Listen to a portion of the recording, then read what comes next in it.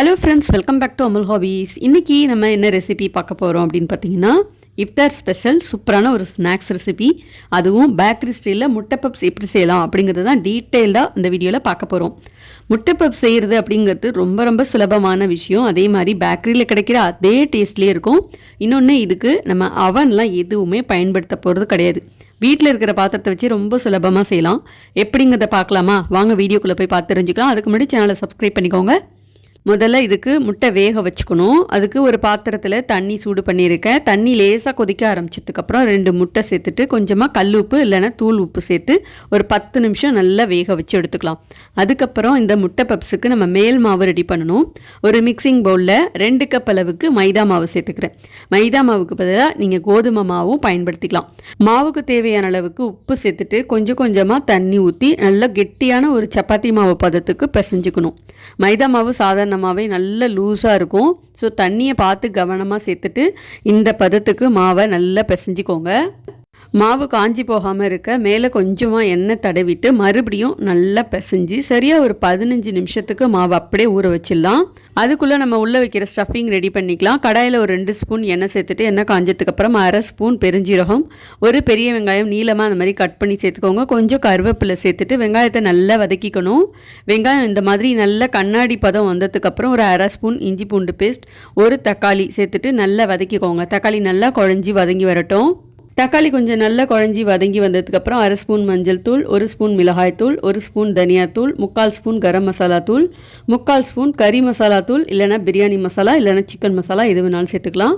சேர்த்துட்டு கொஞ்சமாக தண்ணி ஊற்றிக்கோங்க. அப்போ தான் மசாலா அடி பிடிச்சிடாமல் இருக்கும். நல்லா கலந்து விட்டுக்கலாம். இந்த மசாலாலாம் சேர்த்ததுக்கப்புறம் நல்லா பச்சை வாசனை போய் தொக்கு பதத்துக்கு வரணும். கொஞ்சமாக தண்ணி ஊற்றி நல்லா கலந்துட்டு ஒரு 2 நிமிஷம் மட்டும் சிம்மிலே வச்சு நல்லா கொதிக்க வச்சுக்கோங்க. இப்போ நமக்கு பப்ஸுக்கு உள்ளே வைக்கிற ஸ்டஃபிங் ரெடி ஆகிடுச்சு. நல்லா கெட்டியாக இருக்குது பாருங்கள். மசாலாலாம் பச்சை வாசனை போய் நல்லா வாசனை வர ஆரம்பிச்சிருச்சு. இதில் நீங்கள் தேவைப்பட்டால் காய்கறிகள் கூட சேர்த்துக்கலாம். அதாவது நீங்கள் வெஜ்ஜு பப்ஸ் செய்ய போகிறீங்க அப்படின்னா நீங்கள் இதில் நிறைய காய்கறிகளும் சேர்த்து செய்யலாம். கடைசியாக கொஞ்சம் கொத்தமல்லி இலை தூவிட்டு நல்லா ஆற வச்சுருங்க. அப்படியே இருக்கட்டும். முட்டை வேக வச்சிருந்தோம் இல்லையா, அதுவும் நல்லா வெந்துருச்சு. தண்ணி எல்லாத்தையும் ஊற்றிட்டு மேலே பச்சை தண்ணி ஊற்றி ஒரு 10 நிமிஷம் அப்படியே வச்சுருங்க. அதுக்கப்புறம் நீங்கள் முட்டை உரிச்சிங்கன்னா வெடிப்பு இல்லாமல் சூப்பராக முட்டை உரிக்க வரும்.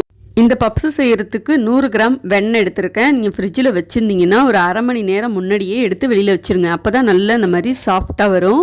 இப்போ மாவை ஊற வச்சுருந்தோம் இல்லையா, அதை எடுத்து மறுபடியும் ஒரு தடவை நல்லா பிசைஞ்சு விட்டுக்கணும். நம்ம எந்த அளவுக்கு பிசைகிறோமோ அந்த அளவுக்கு பப்ஸ் நல்லா சாஃப்டாக இருக்கும். செஞ்சு வச்ச இந்த மாவை ஒரு உருண்டையாக இந்த மாதிரி உருட்டி எடுத்து வச்சுட்டு ஒன்றுத்தையும் மாவு தூவி சப்பாத்தி மாதிரி தேய்ச்சிக்கணும்.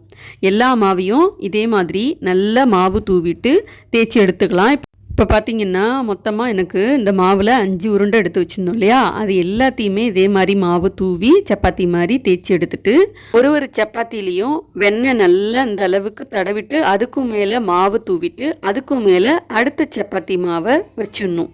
இதே மாதிரியே எல்லாத்துலேயும் நல்லா பட்டர் தடவிட்டு அதுக்கும் மேலே மாவை தூவிட்டு ஒன்றா அடுக்கி லேயர் மாதிரி எடுத்து வச்சுக்கணும். இதே மாதிரி நம்ம பண்ணுறதுனால பேக்காகும்போது ஒரு மாவும், அதாவது அந்த லேயர் ஒன்றோட ஒன்று ஒட்டாமல் நல்ல கிறிஸ்பியாக இருக்கும். நமக்கு சாப்பிட்றதுக்கும் டேஸ்ட்டாக இருக்கும். மாவெல்லாம் தடவாமல் நம்ம அப்படியே ஒன்று மேலே ஒன்று ஒட்டி வச்சிட்டோம் அப்படின்னா எல்லாமே ஒன்று சேர்ந்து சப்பாத்தி மாதிரி தான் பேக்காகி வரும். ஸோ இந்த மாதிரி நம்ம பண்ணும்போது சாப்பிட்றதுக்கும் டேஸ்ட்டாக இருக்கும்.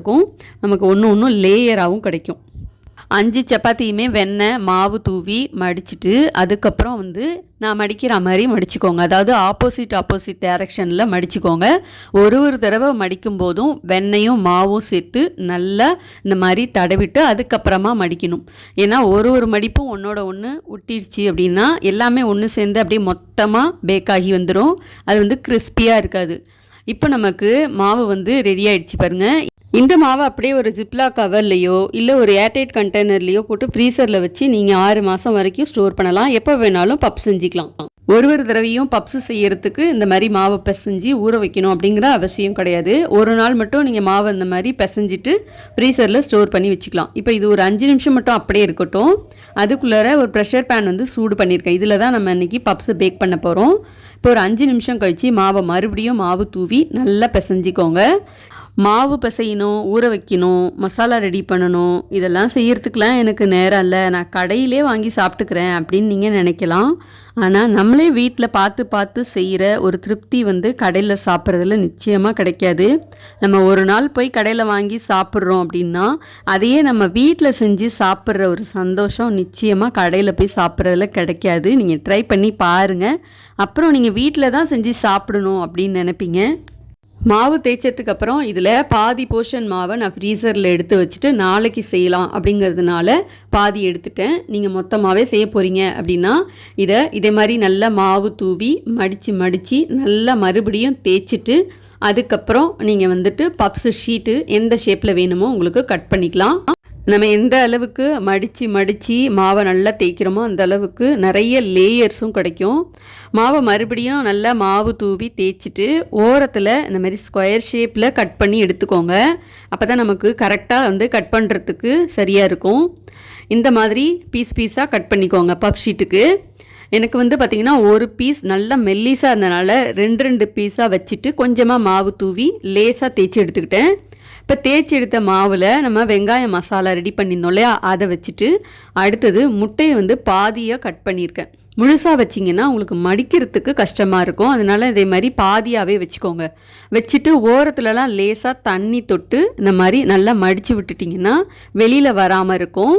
மீதி இருக்கிற எல்லா பப் ஷீட்லேயும் மசாலா வச்சுட்டு முட்டையும் வச்சு ஓரத்தில் தண்ணி தொட்டு நல்லா இந்த மாதிரி அழுத்தி விட்டுருங்க. மசாலா வெளியில் வராமல் இருக்கும். இதே மாதிரி நம்ம எல்லாத்தையுமே ரெடி பண்ணி எடுத்துக்கலாம். ஒரு மிக்சிங் பவுலில் ஒரு முட்டை உடச்சி ஊற்றிட்டு கொஞ்சமாக உப்பு சேர்த்து நல்லா கலந்து எடுத்துக்கோங்க. இப்போ நம்ம பப்ஸ்லாம் ரெடி பண்ணியிருந்தோம் இல்லையா, அதில் இந்த முட்டையை நல்லா இந்த மாதிரி ஒரு ப்ரஷ் வச்சு மேலே தடவி விட்டுக்கணும். நீங்கள் இதே வெஜ்ஜி பப்ஸ் பண்ண போகிறீங்க அப்படின்னா பால், காய்ச்சின பால் இருக்கு இல்லையா, அது இல்லைனா பச்சை பால் கூட நீங்கள் எடுத்துக்கலாம். அதை மேலே ப்ரஷ் பண்ணி விட்டுக்கலாம். இதை நம்ம இந்த மாதிரி ப்ரஷ் பண்ணுறதுனால நல்லா பேக்காகி வரும்போது ஒரு கோல்டன் கலரில் பேக்காகி நல்லா வெந்து வரும், கிறிஸ்பியாகவும் இருக்கும். அதுக்காக தான் இந்த மாதிரி செய்கிறோம். அடுத்து இந்த பப்ஸ் வேக வைக்கிறதுக்கு இட்லி தட்டு தான் எடுத்திருக்கேன். இதில் தாராளமாக நல்லா இந்த மாதிரி வெண்ணெய் தடவிக்கோங்க. அப்போ தான் பப்ஸ் எல்லாம் ஒட்டாமல் இருக்கும். இப்போது நமக்கு இந்த அடிகனமான ஒரு பாத்திரம் சூடு பண்ணிடணும் இல்லையா, ப்ரெஷர் பேன் சூடு பண்ணியிருக்கேன். அது நல்லா சூடாகி வந்ததுக்கப்புறம் இட்லி தட்டை உள்ளே வச்சுட்டு அதுக்கு மேலே நம்ம ரெடி பண்ண பப்ஸ் எல்லாத்தையும் இந்த மாதிரி வச்சுருங்க. எனக்கு இட்லி தட்டு கொஞ்சம் சின்னதாக இருக்கிறதுனால தனித்தனியாக வைக்க முடியல, நான் ஒன்று மேலே ஒன்று வச்சுட்டேன். அடுப்பு தீயை இது மாதிரி நல்லா குறைச்சி வச்சுட்டு சரியாக ஒரு 45 நிமிஷம் பேக் பண்ணி எடுத்திங்கன்னா சூப்பராக இந்த மாதிரி பேக் ஆகி வந்துடும். முட்டை பப் சரியாக வெந்திருக்கா அப்படிங்கிறத எப்படி நம்ம செக் பண்ணலாம் அப்படின்னா, நல்லா வெந்ததுக்கு அப்புறம் வாசனை வர ஆரம்பிக்கும். சப்போஸ் உங்களுக்கு வேகாமல் இருக்குது, மாவாக இருக்குது அப்படின்னா திருப்பி போட்டு ஒரு 5 நிமிஷம் மட்டும் சிம்மிலே வச்சு வேக வச்சு எடுத்துருங்க. சூப்பராகவே வெந்துடும். பாருங்கள், இப்போ சூப்பராக வெந்துருச்சு. பக்கத்துலேயே வச்சதுனால இதேமாரி எல்லாம் ஒன்றோட ஒன்று ஒட்டிக்கிட்டு, மற்றபடி டேஸ்ட்லலாம் குறையே சொல்ல முடியாது. கடையில் கிடைக்கிற மாதிரி அதே மாதிரியே டேஸ்ட்டு சூப்பராக இருந்துச்சு. பசங்களாம் மறுபடியும் இன்னொரு நாள் செஞ்சு கொடுங்க அப்படின்னு சொல்லி கேட்டுட்டு இருந்தாங்க. நான் மீதம் வச்சிருந்த மாவை அடுத்த நாள் பசங்களுக்கு செஞ்சு கொடுத்துருந்தேன். முதல் நாள் பசஞ்ச மாவில் 4 பப் செஞ்சுருந்தேன். மிச்சம் இருந்த மாவில் கிட்டத்தட்ட ஒரு 8 பப்ஸ் போல் கிடச்சிது. எல்லாமே ரொம்ப சூப்பராக இருந்துச்சு. கடையில் கிடைக்கிற அதே டேஸ்ட்லேயே இருந்துச்சு. நீங்களும் இதே மாதிரி ட்ரை பண்ணி பாருங்கள். இஃப்தாருக்கு இந்த பப்ஸை நீங்கள் நிச்சயமாக ட்ரை பண்ணுவீங்கன்னு நினைக்கிறேன். பிடிச்சிருந்தால் லைக் பண்ணிவிட்டு சேனலை சப்ஸ்கிரைப் பண்ணிக்கோங்க. அடுத்து வேறு ஒரு வீடியோவில் பார்க்கலாம். பாய்.